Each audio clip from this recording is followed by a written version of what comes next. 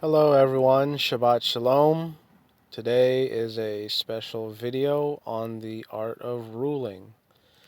Now, this is excerpt, or not an excerpt. I more took out the questions and replies on the art of ruling from the book of, uh, or not the book, but the letter of Aristeas. And for those of you who don't know, that has the story of how the Torah was translated from Hebrew into Greek. So in there's a banquet that's held for 7 days, and the 72 elders are questioned one by the king, and he questions them on the art of ruling. So that's why this is titled The 72 Questions and Answers on the Art of Ruling. So I thought this was pretty amazing because this is um, this is like great insight into the Hebrew elders' wisdom on what it takes to rule successfully. Now, in the Torah, we do have written accounts of, what it takes to rule successfully through the history of the kings and the judges, and just the walks of the men and women throughout the Bible. And in short, those who follow God and His will, you know, they rule themselves successfully, but those who don't, they end up falling and come to their end. However, this is more, I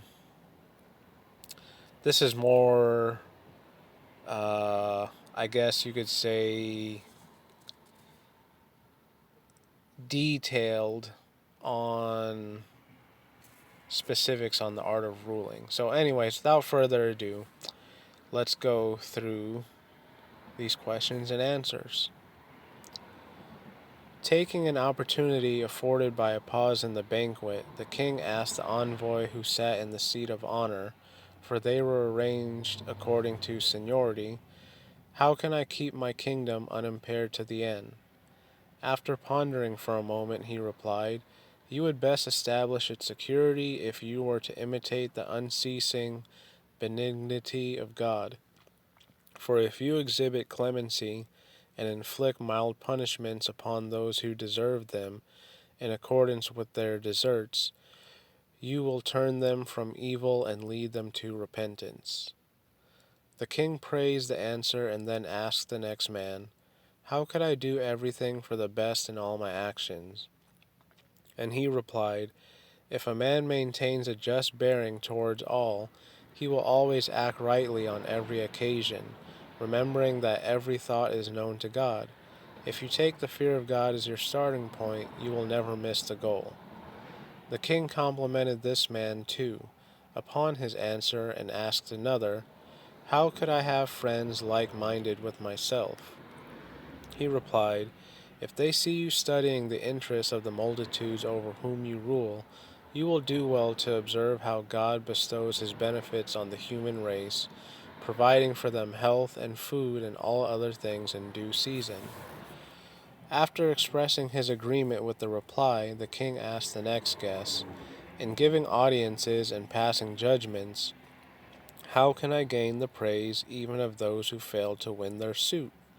And he said, "If you are fair in speech to all alike, and never act insolently nor tyrannically in your treatment of offenders, and you will do this if you watch the method by which God acts, the petitions of the worthy are always fulfilled, while those who fail to obtain an answer to their prayers are informed by means of dreams or events of what was harmful in their requests, and that God does not smite them according to their sins or the greatness of His strength, but acts with forbearance towards them." The king praised the man warmly for his answer and asked the next in order, "How can I be invincible in military affairs?" And he replied, "If you do not trust entirely to your multitudes or your warlike forces, but call upon God continually to bring your enterprises to a successful issue, while you yourself discharge all your duties in the spirit of justice." Welcoming this answer, he asked another, "How might I become an object of dread to my enemies?" And he replied, "If while maintaining a vast supply of arms and forces you remember that these things were powerless to achieve a permanent and conclusive result. For even God instills fear into the minds of men by granting reprieves and making merely a display of the greatness of his power." This man the king praised, and then said to the next, "What is the highest good in life?" And he answered, "To know that God is Lord of the universe, and that in our finest achievements it is not we who attain success, but God who by his power brings all things to fulfillment and leads us to the goal." The king exclaimed that the man had answered well, and then asked the next, "How could I keep all my possessions intact and hand them down to my successors in the same condition?" And he answered, "By praying constantly to God that you may be inspired with high motives in all your undertakings, and by warning your descendants not to be dazzled by fame or wealth. For it is God who bestows all these gifts, and men never by themselves win the supremacy." The king expressed his agreement with the answer, and inquired of the next guest, "How could I bear with equanimity whatever befell me?"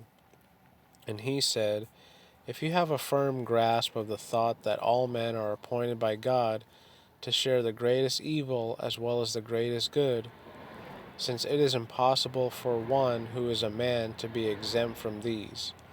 But God, to whom we ought always to pray, inspires us with courage to endure." Delighted with the man's reply, the king said that all their answers had been good. "I will put a question to another," he added, "and then I will stop for the present, that we may turn our attention to the enjoyment of the feast and have a pleasant time." Thereupon he asked the man, "What is the true aim of courage?" And he answered, "If a right plan is carried out in the hour of danger in accordance with the original intention. For all things are accomplished by God to your advantage, O king, since your purpose is good."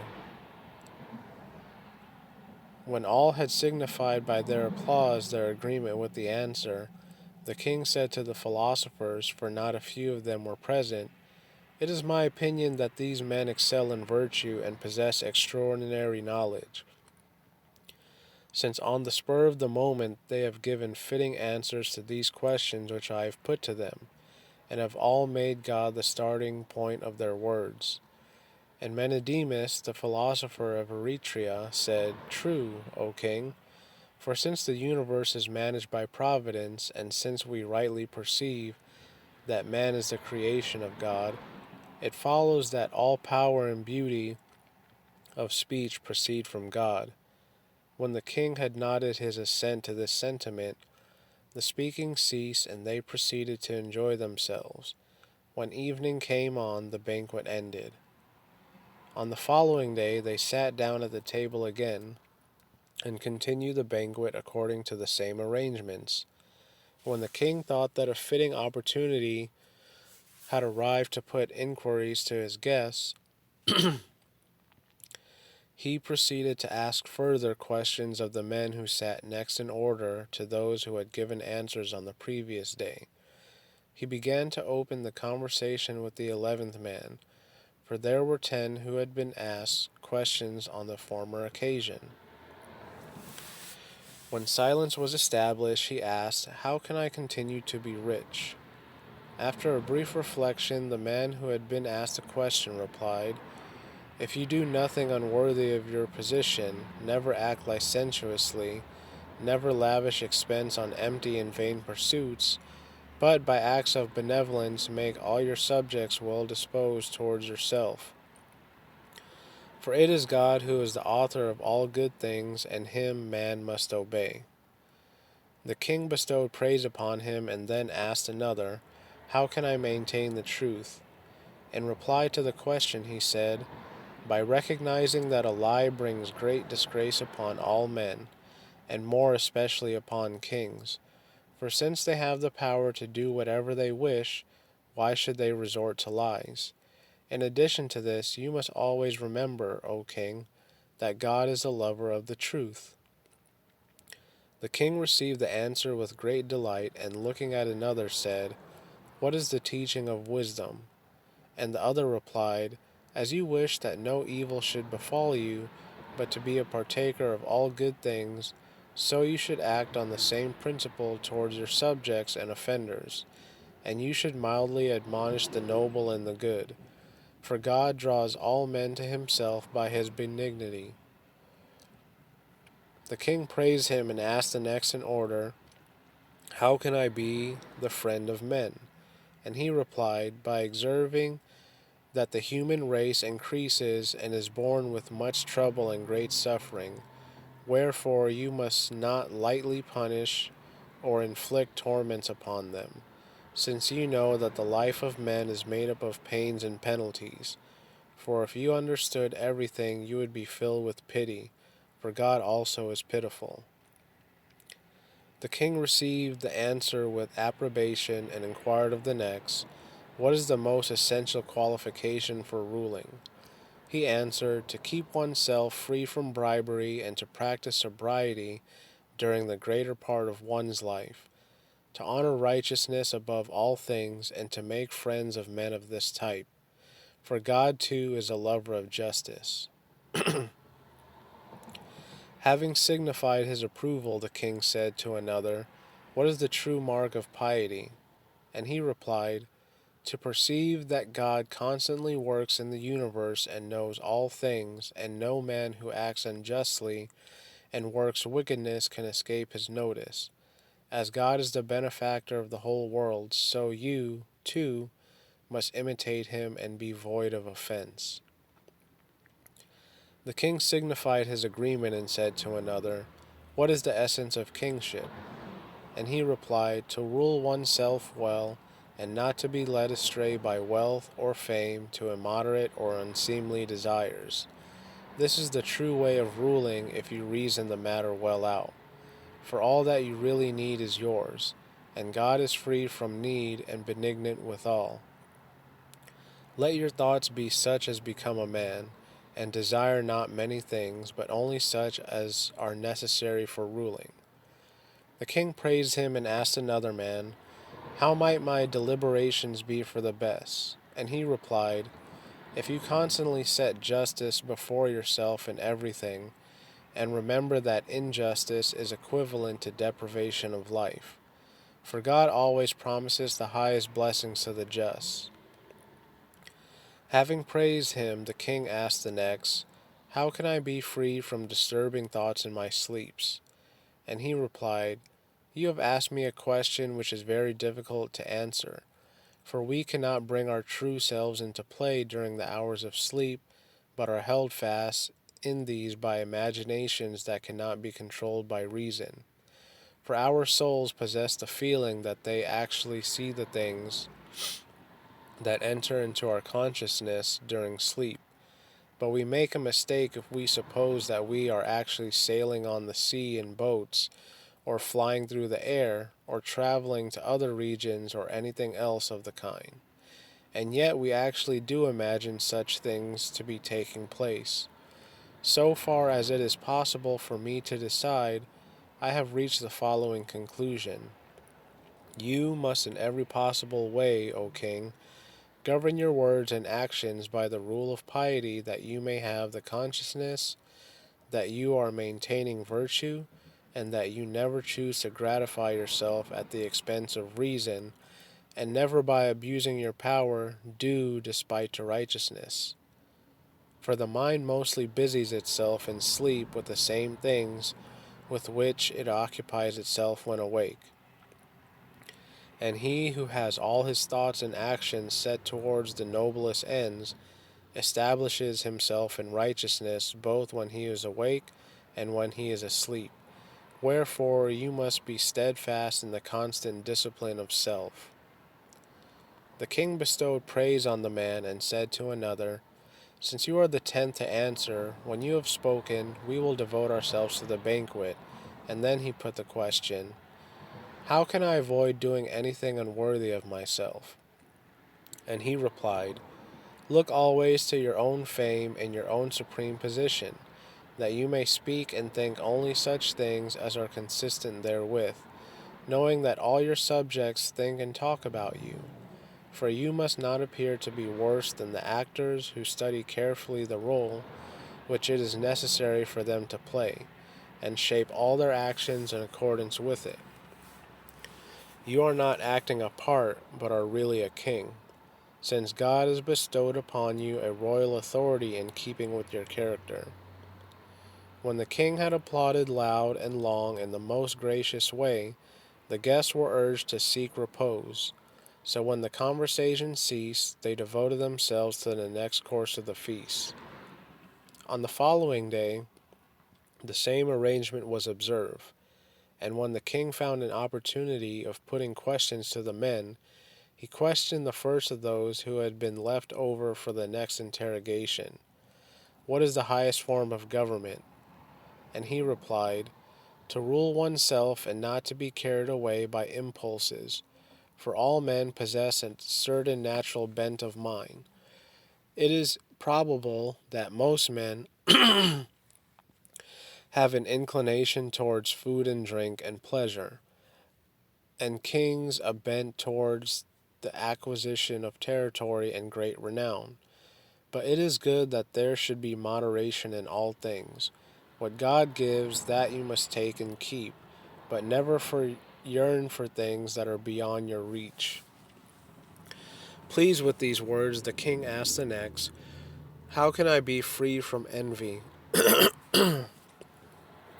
And he, after a brief pause, replied, If you consider first of all that it is God who bestows on all kings glory and great wealth, and no one is king by his own power, all men wish to share this glory but cannot, since it is the gift of God. The king praised the man in a long speech and then asked another, How can I despise my enemies? And he replied, If you show kindness to all men and win their friendship, you need fear no one. To be popular with all men is the best of good gifts to receive from God. Having praised this answer, the king ordered the next man to reply to the question, How can I maintain my great renown? And he replied that, If you are generous and large-hearted in bestowing kindness and acts of grace upon others, you will never lose your renown. But if you wish the aforesaid graces to continue yours, you must call upon God continually. The king expressed his approval and asked the next, To whom ought a man to show liberality? And he replied, All men acknowledge that we ought to show liberality to those who are well disposed towards us. But I think that we ought to show the same keen spirit of generosity to those who are opposed to us, that by this means we may win them over to the right and to what is advantageous to ourselves. But we must pray to God that this may be accomplished, for he rules the minds of all men. Having expressed his agreement with the answer, the king asked the sixth to reply to the question, To whom ought we to exhibit gratitude? And he replied, To our parents continually, for God has given us a most important commandment with regard to the honor due to parents. In the next place, he reckons the attitude of friends toward friends, where he speaks of, quote, a friend which is as thine own soul, end quote. You do well in trying to bring all men into friendship with yourself. The king spoke kindly to him and then asked the next, What is it that resembles beauty and value? And he said, Piety, for it is the preeminent form of beauty, and its power lies in love, which is the gift of God. This you have already acquired, and with it all the blessings of life. The king in the most gracious way applauded the answer and asked another, "If I were to fail, how could I regain my reputation again to the same degree?" And he said, "It is not possible for you to fail, for you have sown in all men the seeds of gratitude which produce a harvest of goodwill, and this is mightier than the strongest weapons and guarantees the greatest security. But if any man does fail, he must never again do those things which cause his failure, but he must form friendships and act justly. For it is the gift of God to be able to do good actions and not the contrary." Delighted with these words, the king asked another, "How can I be free from grief?" And he replied, "If you never injure anyone, but do good to everybody, and follow the pathway of righteousness, for its fruits bring freedom from grief. But we must pray to God that unexpected evils such as death or disease or pain or anything of this kind may not come upon us and injure us. But since you are devoted to piety, no such misfortune will ever come upon you." The king bestowed great praise upon him and asked the tenth, "What is the highest form of glory?" And he said, "To honor God, and this is not done with gifts and sacrifices, but with purity of soul and holy conviction, since all things are fashioned and governed by God in accordance with his will. For this purpose you are in constant possession, as all men can see from your achievements in the past and in the present."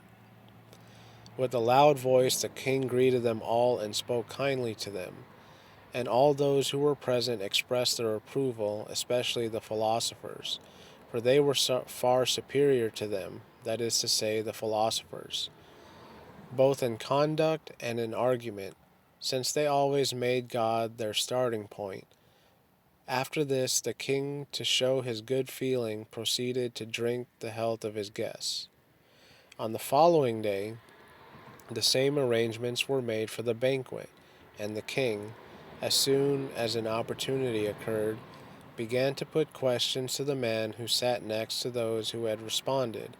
And he said to the first, "Is wisdom capable of being taught?" And he said, "The soul is so constituted that it is able by the divine power to receive all the good and reject the contrary." The king expressed approval and asked the next man, "What is it that is most beneficial to health?"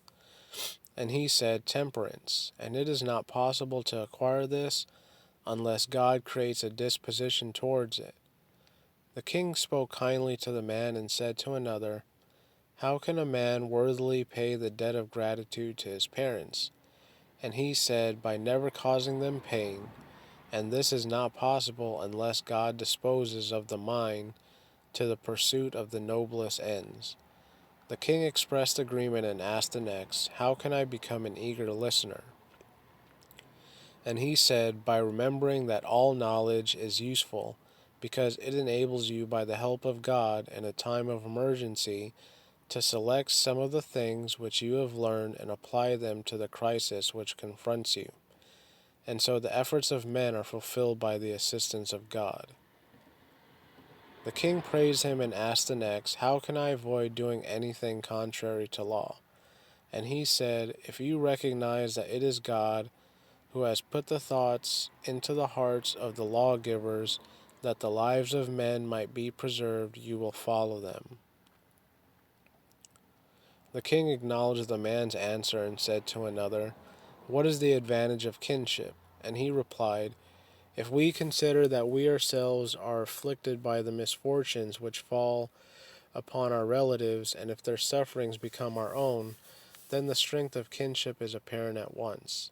For it is only when such feeling is shown that we shall win honor and esteem them in our eyes. For help, when it is linked with kindliness, is of itself a bond which is altogether indissoluble. And on the day of their prosperity we must not crave their possessions, but must pray to God to bestow all manner of good upon them." And having accorded to him the same praises to the rest, the king asked another, "How can I attain freedom from fear?" And he said, when the mind is conscious that it has wrought no evil, and God directs it to all noble counsels. The king expressed his approval and asked another, how can I always maintain the right judgment? And he replied, if you constantly set before your eyes the misfortunes which befall men, and recognize that it is God who takes away prosperity from some and brings others to great honor and glory. The king gave a kindly reception to the man and asked the next to answer the question, how can I avoid a life of ease and pleasure?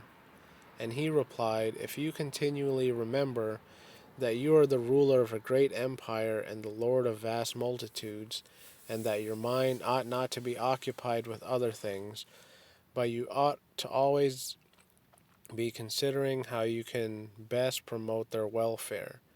You must pray, too, to God that no duty might be neglected. Having bestowed praise upon him, the king asked the 10th, how can I recognize those who are dealing treacherously with me?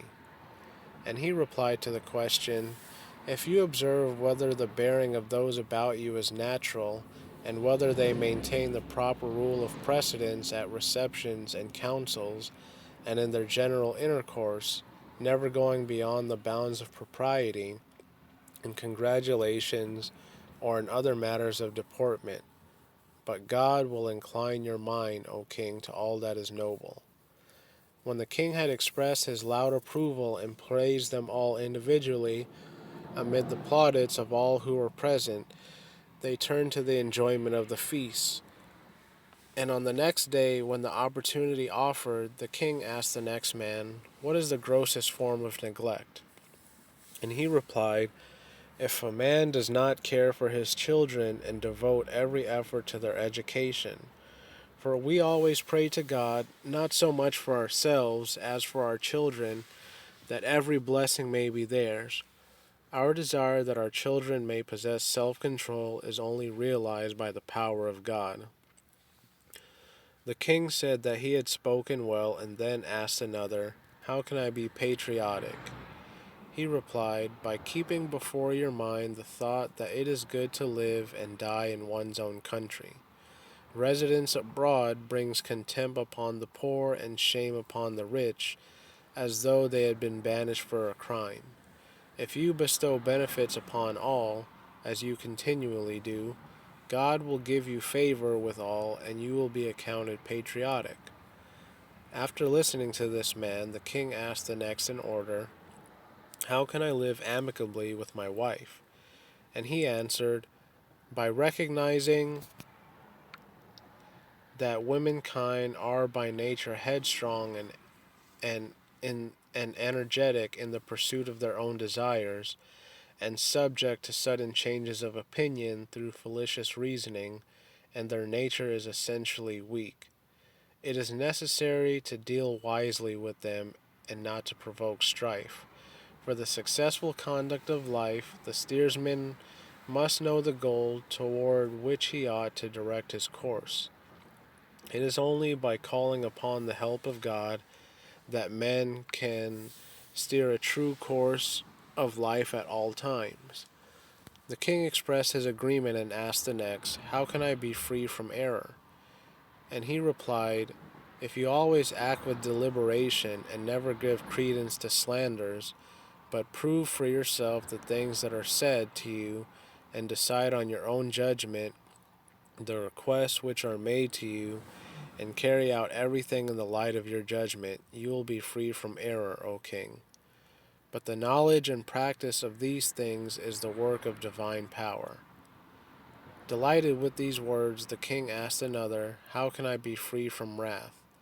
And he said in reply to the question, if you recognize that you have power over all, even to inflict death upon them, if you gave way to wrath, it would be useless and pitiful if you, just because you are Lord, deprived many of life. What need was there for wrath when all men were in subjection and no one was hostile to you? It is necessary to recognize that God rules the whole world in the spirit of kindness and without wrath at all, and you, O king, must of necessity copy his example. The king said that he had answered well, and then inquired of the next man, "What is good counsel?" He explained, "To act well at all times, and with due reflection, comparing what is advantageous to our own policy with the injurious effects that would result from the adoption of the opposite view, in order that by weighing every point we may be well advised and our purpose may be accomplished. And most important of all, by the power of God, every plan of yours will find fulfillment because you practice piety." The king said that this man had answered well, and asked another, "What is philosophy?" And he explained, "To deliberate well in reference to any question that emerges, and never to be carried away by impulses, but to ponder over the injuries that result from the passions, and to act rightly as the circumstances demand, practicing moderation. But we must pray to God to instill into our minds a regard for these things." The king signified his consent, and asked another, "How can I be met with recognition when traveling abroad?" He replied, "By being fair to all men, and by appearing to be inferior rather than superior to those amongst whom he was traveling. For it is a recognized principle that God by his very nature accepts the humble, and the human race loves those who are willing to be in subjection to them." Having expressed his approval at this reply, the king asked another, "How could I build in such a way that my structures would endure after me?" And he replied to the question, "If your creations were on a great and noble scale, so that the beholders would spare them for their beauty, and if you never dismiss any of those who wrought such works, and never compelled others to minister to your needs without wages, for observing how God provides for the human race, granting them health and mental capacity and all other gifts, you yourself should follow his example by rendering to men a recompense for their arduous toil. For it is the deeds that are wrought in righteousness that abide continually." The king said that this man too had answered well, and asked the tenth, "What is the fruit of wisdom?" And he replied, that a man should be conscious in himself that he has wrought no evil, and that he should live his life in the truth, since it is from these, O mighty king, that the greatest joy and steadfastness of soul and strong faith in God accrue to you if you rule your realm in piety. And when they heard the answer, they all shouted with loud acclaim, and afterwards the king, in the fullness of his joy, began to drink to their health. And on the next day the banquet followed the same course as on previous occasions, and when the opportunity presented itself, the king proceeded to put the questions to the remaining guests. And he said to the first, "How can a man keep himself from pride?" And he replied, "If he maintains equality and remembers on all occasions that he is a man ruling over men, and God brings the proud to naught and exalts the meek and humble." The king spoke kindly to him, and asked the next, "Who ought a man to select as his counselors?" And he replied, "Those who have been tested in many affairs, and maintain unmingled good will towards him, and partake of his own disposition. And God manifests himself to those who are worthy, that these ends may be attained." The king praised him, and asked another, "What is the most necessary possession for a king?" He replied, "The friendship and love of his subjects, for it is through this that the bond of goodwill is rendered indissoluble, and it is God who ensures that this may come to pass in accordance with your wishes." The king praised him, and inquired of another, "What is the goal of speech?" And he replied, "To convince your opponent by showing him his mistakes in a well-ordered array of arguments. For in this way you will win your hearer, not by opposing him, but by bestowing praise upon him with a view to persuading him. And it is by the power of God that persuasion is accomplished." The king said that he had given a good answer, and asked another, How could I live amicably with the many different races who form the population of my kingdom? He replied, by acting the proper part towards each, and taking righteousness as your guide, as you are now doing with the help of the insight which God bestows upon you. The king was delighted by this reply and asked another, under what circumstances ought a man to suffer grief? He replied, in the misfortunes that befall our friends, when we see that they are protracted and irremediable. Reason does not allow us to grieve for those who are dead and set free from evil, but all men do grieve over them because they think only of themselves and of their own advantage. It is by the power of God alone that we can escape all evil. The king said that he had given a fitting answer and asked another, how is reputation lost? And he replied, when pride and unbounded self-confidence hold sway, dishonor and loss of reputation are engendered. For God is the Lord of all reputation and bestows it where he will. The king gave his confirmation to the answer and asked the next man, to whom ought men to entrust themselves? He replied, to those who serve you from good will, and not from fear or self-interest, thinking only of their own gain. For the one is the sign of love, the other the mark of ill will and time-serving. For the man who is always watching for his own gain is a traitor at heart. But you possess the affection of all your subjects by the help of the good counsel which God bestows upon you. The king said that he had answered wisely and asked another, what is it that keeps a kingdom safe? And he replied to the question, care and forethought that no evil may be wrought by those who are placed in a position of authority over the people. And this you always do by the help of God who inspires you with grave judgment. The king spoke words of encouragement to him and asked another, what is it that maintains gratitude and honor? And he replied, virtue. For it is the creator of good deeds, and by it evil is destroyed, even as you exhibit nobility of character towards all by the gift which God bestows upon you. The king graciously acknowledged the answer and asked the 11th, since there were two more than 70, how could I, in time of war, maintain tranquility of soul? And he replied, by remembering that you have done no evil to any of your subjects, and that all would fight for you in return for the benefits which they had received, knowing that even if they lose their lives, you will care for those dependent upon them.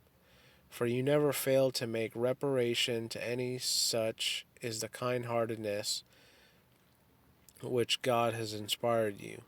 The king loudly applauded them all, and spoke very kindly to them, and then drank a long draught to the health of each, giving himself up to the enjoyment, and lavishing the most generous and joyous friendship upon his guests. On the 7th day, much more extensive preparations were made, and many others were present from different cities, among them a large number of ambassadors. When an opportunity occurred, the king asked the first of those who had not yet been questioned, how could I avoid being deceived by fallacious reasoning? And he replied, by noticing carefully the speaker, the things spoken, and the subject under discussion, and by putting the same questions again after an interval in different forms. But to possess an alert mind and to be able to form a sound judgment in every case is one of the good gifts of God, and you possess it, O king. The king loudly applauded the answer and asked another, why is it that the majority of men never become virtuous? He replied, because all men are by nature intemperate and inclined to pleasure. Hence injustice springs up in a flood of avarice. The habit of virtue is a hindrance to those who are devoted to a life of pleasure, because it enjoins upon them the preference of temperance and righteousness. For it is God who is the master of these things. The king said that he had answered well, and asked, what ought kings to obey? And he said, the laws in order that by righteous enactments they may restore the lives of men, even as you, by such conduct in obedience to the divine command, have laid up in store for yourself a perpetual memorial. The king said that this man too had spoken well, and asked the next, who ought we to appoint as governors? And he replied, all who hate wickedness and imitating your own conduct act righteously, that they maintain a good reputation constantly. For this is what you do, O mighty king, and it is God who has bestowed upon you the crown of righteousness. The king loudly exclaimed the answer, and then looking at the next man said, who ought we to appoint as officers over the forces? And he explained, those who excel in courage and righteousness, and those who are more anxious about the safety of their men than to gain a victory by risking their lives through rashness. For as God acts well towards all men, so too you, in imitation of him, are the benefactor of all your subjects. The king said that he had given a good answer, and asked another, what man is worthy of admiration? And he replied, the man who is furnished with reputation and wealth and power, and possesses a soul equal to it all. You show yourself by your actions that you are most worthy of admiration through the help of God, who makes you care for these things. The king expressed his approval, and said to another, to what affairs ought kings to devote most time? And he replied, to reading and the study of the records of official journeys, which are written in reference to the various kingdoms, with a view to the reformation and preservation of the subjects. And it is by such activity that you have attained to a glory which has never been approached by others, through the help of God who fulfills all your desires. The king spoke enthusiastically to the man, and asked another, how ought a man to occupy himself during his hours of relaxation and recreation? And he replied, to watch those plays which can be acted with propriety, and to set before one's eyes scenes taken from life, and enacted with dignity and decency, is profitable and appropriate. For there is some edification to be found even in these amusements.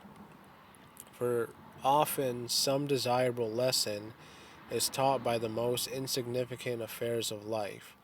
But by practicing the utmost propriety in all your actions, you have shown that you are a philosopher, and you are honored by God on account of your virtue. The king, pleased with the words which had just been spoken, said to the ninth man, how ought a man to conduct himself at banquets? And he replied, you should summon to your side men of learning, and those who are able to give you useful hints with regard to the affairs of your kingdoms and the lives of your subjects, for you could not find any theme more suitable or more educative than this. Since such men are dear to God because they have trained their minds to contemplate the noblest themes, as you indeed are doing yourself, since all your actions are directed by God. Delighted with the reply, the king inquired of the next man, what is best for the people, that a private citizen should be made king over them, or a member of the royal family? And he replied, he who is best by nature. For kings who come of royal lineage are often harsh and severe towards their subjects, and still more is this the case with some of those who have risen from the ranks of private citizens, who after having experienced evil and borne their share of poverty, when they rule over multitudes, turn out to be more cruel than the godless tyrants. But, as I have said, a good nature which has been properly trained is capable of ruling, and you are a great king, not so much because you excel in the glory of your rule and your wealth, but rather because you have surpassed all men in clemency and philanthropy, thanks to God who has endowed you with these qualities.